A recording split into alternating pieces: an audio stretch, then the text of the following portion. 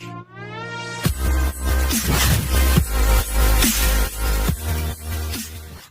My dear friends, banking എക്സ്പെർട്ടിൻ്റെ ഒരു പുത്തൻ എപ്പിസോഡിലേക്ക് എൻ്റെ എല്ലാ പ്രിയ സുഹൃത്തുക്കൾക്കും വീണ്ടും സ്വാഗതം. ഇന്നത്തെ വീഡിയോയിൽ നമ്മൾ ചെയ്യാൻ പോകുന്നത് ക്രെഡിറ്റ് കാർഡിനെ കുറിച്ചാണ്. ക്രെഡിറ്റ് കാർഡിനെ കുറിച്ച് ഞാൻ പറയാതെ തന്നെ നിങ്ങൾക്ക് അറിയാൻ സാധിക്കുന്നതാണ്.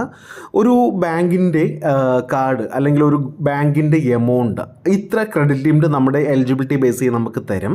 അത് അവർ പറയുന്ന ദിവസത്തിനകം, അതായത് മോസ്റ്റ് പ്രോബബ്ലി ഒരു 45 ഡേയ്സ് ആയിരിക്കും. ഈ 45 ഡേയ്സിനുള്ളിൽ നിങ്ങൾക്ക് തിരിച്ചടയ്ക്കുകയാണെങ്കിൽ ഇത് ഇൻട്രസ്റ്റ് ഇല്ല, അതായത് ബാങ്കിൻ്റെ ക്യാഷ് നമുക്ക് ഇൻട്രസ്റ്റ് ഇല്ലാതെ നമുക്ക് യൂസ് ചെയ്യാം. പിന്നെ നിങ്ങൾക്ക് ഹയർ ക്രെഡിറ്റ് ലിമിറ്റ്, ഇപ്പോൾ ഉദാഹരണത്തിന് ഒരു 50 to 1 lakh ക്രെഡിറ്റ് ലിമിറ്റ് വരികയാണെങ്കിൽ നിങ്ങളത് 45 ദിവസത്തിനുള്ളിൽ തന്നെ നിങ്ങൾ അടയ്ക്കേണ്ട. കാരണം നിങ്ങൾക്കത് EMIയിൽ കൺവേർട്ട് ആക്കാം. നമ്മൾ ബാങ്കിൽ നിന്ന് ലോൺ എടുത്ത് EMIയിൽ കൺവേർട്ട് ആക്കുന്ന പോലെ 6 മാസം, 1 വർഷം, 2 വർഷം ഇങ്ങനെ കൺവേർട്ട് ചെയ്യാം. അപ്പോൾ അതൊന്നും ആരും പേടിക്കേണ്ട. അപ്പോൾ പലരുടെയും വിചാരം ബാങ്ക് ഒരു സമയം കൊടുക്കും, ആ സമയത്തിനുള്ളിൽ തന്നെ ക്രെഡിറ്റ് കാർഡ്. സാധാരണഗതിയിൽ നമ്മളൊരു ക്രെഡിറ്റ് ലിമിറ്റ് കൊടുക്കുകയാണെങ്കിൽ നമ്മൾ EMI ആയിട്ട് കൺവേർട്ട് ചെയ്തില്ല എന്നുണ്ടെങ്കിൽ 45 ഡേയ്സ് ആയിരിക്കും. ചില ബാങ്കുകൾ 50 കൊടുക്കുന്നുണ്ട്, ചിലത് 35 കൊടുക്കുന്നുണ്ട്. പിന്നെ ചിലരുടെ വിചാരം ക്രെഡിറ്റ് കാർഡ് വേണമെങ്കിൽ നല്ല ക്രെഡിറ്റ് സ്കോറും സാലറിയും ITR ഒക്കെ ഉണ്ടെങ്കിൽ മാത്രമേ ചെയ്യാൻ പറ്റൂ എന്നുള്ളതാണ്. പക്ഷേ ക്രെഡിറ്റ് കാർഡിന് സാലറിയോ ഇൻകം പ്രൂഫോ ഒന്നും തന്നെ വേണ്ട. ഞാൻ ഏകദേശം 5-6 ക്രെഡിറ്റ് കാർഡ് യൂസ് ചെയ്യുന്നുണ്ട്. ഇതെല്ലാം ഞാൻ ഇൻകവുമല്ല, ഒന്നുമല്ല. ഞാൻ ജസ്റ്റ് അത് ഞാൻ ചെയ്ത എങ്ങനെയാണെന്ന് ഞാൻ പറഞ്ഞു തരാം. എൻ്റെ സിബിൽ സ്കോർ ബേസ് ചെയ്താണ് എനിക്ക് ക്രെഡിറ്റ് കാർഡ് കിട്ടിയിരിക്കുന്നത്.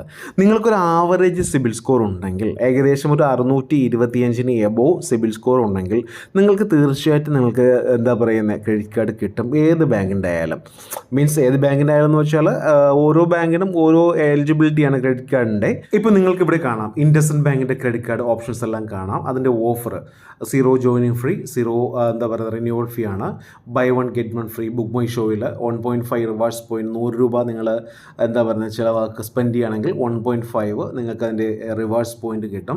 IDFC first bank, yes bank ace credit card, അതുപോലെ തന്നെ HDFC ബാങ്കിൻ്റെ HSBC, അതുപോലെ തന്നെ yes bank pop credit card, HDFC ബാങ്കിൻ്റെ biz credit card, Axis bank വളരെ എളുപ്പത്തിൽ നിങ്ങൾക്ക് കിട്ടും.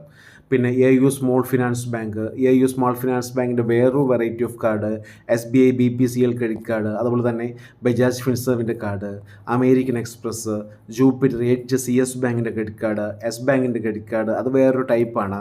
പിന്നെ ബാങ്ക് ഓഫ് ബറോഡയുടെ ക്രെഡിറ്റ് കാർഡ്, RBL ബാങ്കിൻ്റെ ക്രെഡിറ്റ് കാർഡ്, ഇത്രയാണ് ക്രെഡിറ്റ് കാർഡ് ഇവിടെ ഉള്ളത്. അപ്പോൾ നമ്മൾ ഒരുപാട് പേര് ക്രെഡിറ്റ് കാർഡിന് അന്വേഷിച്ച് ഒരുപാട് സ്ഥലങ്ങളിലും ബാങ്കിലും എല്ലാം പോകുന്നുണ്ട്. നിങ്ങൾ ബാങ്കിലോ ഒന്നിലോ തന്നെ പോകേണ്ട ആവശ്യമില്ല. നിങ്ങൾക്ക് ഇവിടെ നിന്ന് തന്നെ ഏത് ക്രെഡിറ്റ് കാർഡാണോ ആവശ്യം നിങ്ങൾക്ക് എടുക്കാം.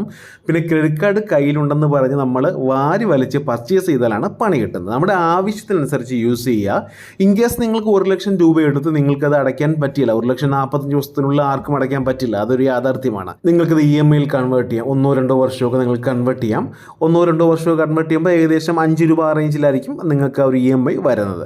ഓക്കെ, പലിശ കൂടുതലാണെങ്കിൽ നമ്മുടെ കാര്യങ്ങൾ നടക്കണമല്ലോ. ഇപ്പം ഹോസ്പിറ്റൽ കേസ് വരുന്ന സമയത്ത് നമ്മൾ ക്രെഡിറ്റ് കാർഡ് വെറുതെ കയ്യിൽ വെച്ചുകൊണ്ടിരുന്ന കാര്യമല്ലോ. അങ്ങനെ ഹോസ്പിറ്റൽ കേസ്, അതേപോലെ തന്നെ ബൈ 1 get 1, നേരത്തെ പറഞ്ഞ പോലെ ബുക്ക് മൈ ഷോ, അങ്ങനെ ഒരുപാട് ഓഫേഴ്സ്, നിങ്ങൾ rewards point, petrol surcharge flavours, അങ്ങനെ ഒരുപാട് പോയിൻ്റ് ഉണ്ട്.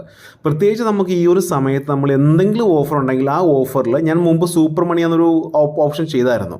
അത് നിങ്ങൾക്ക് എല്ലാവർക്കും ക്യാഷ് ബാക്ക് കിട്ടിയെന്ന് അറിഞ്ഞതിൽ വളരെ സന്തോഷം. അപ്പോൾ അതേപോലെയാണ് ക്രെഡിറ്റ് കാർഡ്. ഇനി നമ്മൾ ഫില്ല് ചെയ്യുന്ന സമയത്തും കുറച്ച് ശ്രദ്ധിക്കുക. സാലറി ഇല്ലാത്തവരാണെങ്കിൽ ബിസിനസ് എന്ന് കൊടുക്കുക. അതുപോലെ തന്നെ സാലറി മോഡ്, മീൻസ് അതുപോലെ തന്നെ നിങ്ങളുടെ ഇൻകം വരുന്ന മോഡ് ബാങ്ക് അക്കൗണ്ട് ഒന്ന് കൊടുക്കുക. അപ്പോൾ ശ്രദ്ധിക്കുക, സാലറി ഇല്ലാത്ത ആൾക്കാർ നിങ്ങൾ സെൽഫ് എംപ്ലോയി എന്ന ഓപ്ഷൻ കൊടുക്കുക. എന്നിട്ട് നിങ്ങളിപ്പോൾ നിങ്ങളുടെ സുഹൃത്തുക്കൾക്കോ ആർക്കെങ്കിലും നിങ്ങൾക്ക് വെരിഫിക്കേഷൻ വരില്ല. എനിക്ക് തോന്നുന്നു SBI, ഞാൻ എടുത്ത സമയത്ത് SBI അല്ലാതെ വേറെ ആരും ഫീൽഡ് വെരിഫിക്കേഷൻ വന്നിട്ടില്ല.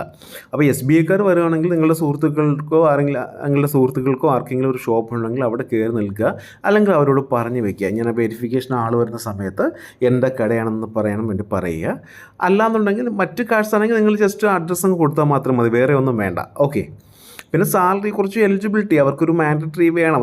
ഇപ്പം നമ്മൾ ചില സ്ഥാപനങ്ങളിൽ കയറുമ്പോൾ ഏതെങ്കിലും ഒരു ഡിഗ്രി വേണമെന്ന് പറയുമല്ലോ, അതുപോലെ തന്നെയാണ് അവർക്കൊരു എലിജിബിലിറ്റി ക്രൈറ്റീരിയ ഉണ്ട്. അതുകൊണ്ടാണ് ഇതൊക്കെ ചോദിക്കുന്നത്. അപ്പോൾ നിങ്ങൾ സെൽഫ് എംപ്ലോയി എന്ന് കൊടുക്കുക. അതിനുശേഷം നിങ്ങളുടെ സാലറി കൊടുക്കുക, അത് ബാങ്ക് അക്കൗണ്ട് തന്നെ കൊടുക്കുക.